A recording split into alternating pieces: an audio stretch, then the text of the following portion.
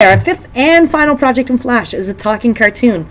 So what we're going to do here is feel free to go on to South Park Creator and make your own South Park character, or if you want to find a picture of a famous person or your friend from Facebook or yourself from Facebook, then you're going to need to bring that picture into Photoshop, because what you're going to need to do is color over the mouth, or use the clone stamp and get rid of the mouth. Because that's one important thing about this project, is that we'll have two separate layers.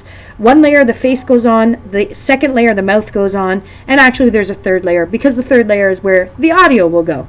So just to save a little bit of time, what I'm going to do is I'm just going to make myself a circle, and apparently I've just made it green, but the circle for me is going to be the head. And then I'm going to let's change the color here to black, and then these little circles here are going to be the eyes. Now, I know mine's going to look really cheesy, and I would really appreciate it if yours looked a little bit more realistic, instead of mine, which looks kind of more like a bowling ball at this point. So, I've got my face, and it's on layer 1, so I'm going to rename that. I'm going to rename this layer to face. And then I'm going to go to, let's say, 40, and I'm going to make a keyframe there. And so now my face is just going to kind of stay up on the stage until it hits frame 40. The next thing I'm going to do is I'm going to make another layer, and this layer here is for my mouths. And I say mouths because we're going to make 4 different mouths. So again, with my oval tool, and this time I'm just going to change it to red, I'm going to make the first mouth. So this mouth, which is exceptionally wide, I'm going to call open. So I'm going to right click on it, convert it to a symbol, make sure that it's a graphic, and call this mouth open. Now you can see that over here in my library I've got my open mouth right here. So off of this the stage, the first keyframe of mouths, I'm going to delete, and I'm going to make the next mouth I need. So again, with my oval tool, this time I'm going to make a wide mouth. So I'm going to click on my first keyframe, I'm going to right click again, I'm going to say convert to symbol, and I'm going to call this one wide. So 2 mouths in my library. I'm going to delete that one. The next mouth I make is going to be more of an O kind of sound, and again I'm going to make it into a graphic, and I'm going to call this one O. And again, it's in my library. Delete this one, and the last mouth that I make is going to just be a straight line for a closed mouth. Okay, so same deal though, I need to highlight it, and you might have noticed I keep clicking on the first keyframe in order to highlight it. It just means that if I click on the keyframe, I will make sure that I select the entire mouth and I don't actually click on the background or do anything different. It just makes it a little bit easier. So I'm going to convert that to a symbol, and I'm going to call this one closed. So all 4 of the mouths that I have are now in my library, and I'm going to start with my closed mouth on. So the next step is for me to bring in some audio. So I got a couple different ways I can bring in audio. I can either go to YouTube and then find, let's say, a sentence or so, and I can convert from YouTube to MP3 and then bring the MP3 in. Or if I wanted to, I could open up Sound Recorder on the computer and I could record my own audio. So at this point, I've actually already got an audio clip. So I'm going to make a new layer. I'm going to call this layer audio. And now I'm going to import that audio in. So all I did is I found a clip off of YouTube that I converted into an MP3. And so now we're going to import that in, and here it is. So in 1 second it'll open up into our library. Alright, so here's my audio here. So I want to make sure that on my first keyframe that I drag that audio onto the canvas. Now you can see here that I can't even really see the wave. Now over here, if we look, the waves were pretty small. So if I scroll further down in my timeline and I make another, whoops, sorry about that. If I scroll further down in my timeline and I make a new keyframe over here, okay, we can clearly see that the audio is over at that point. And there's some of my little waves here.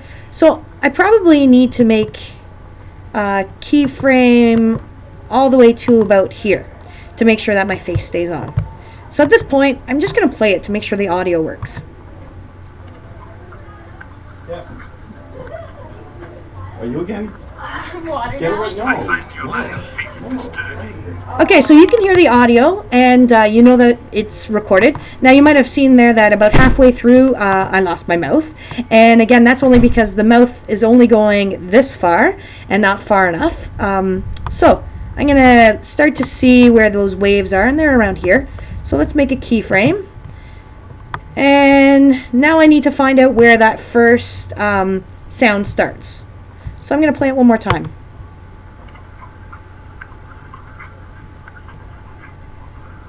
I find your lack of faith disturbing.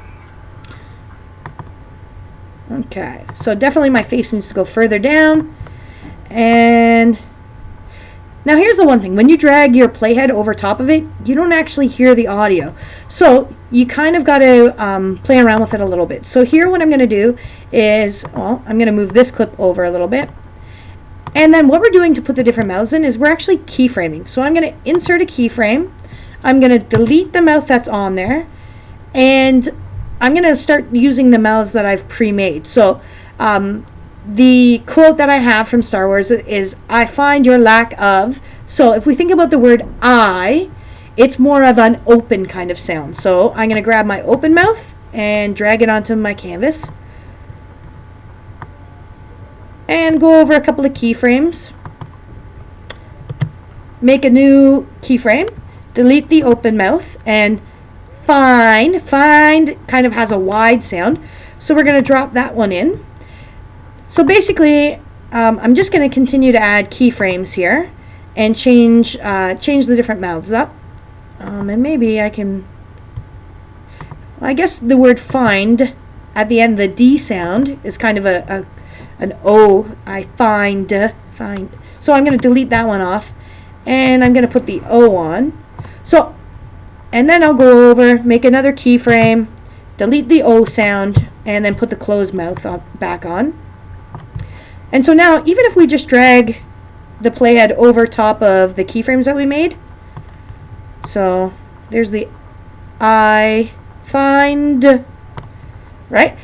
Okay, so really that's all you're going to continue to do, is continue to do frame by frame animation, and you're going to change the mouths up as you need to. So again, I'm going to insert another keyframe. I'll delete the closed mouth. Let's say the next mouth I need would be the open mouth. And so now I'm just going to work randomly here, just so you can kind of see. And then I'll insert another keyframe. I'll get rid of that. Maybe this time I put the wide one back on. Again, you do need to pay attention to the audio that is being said in your quote.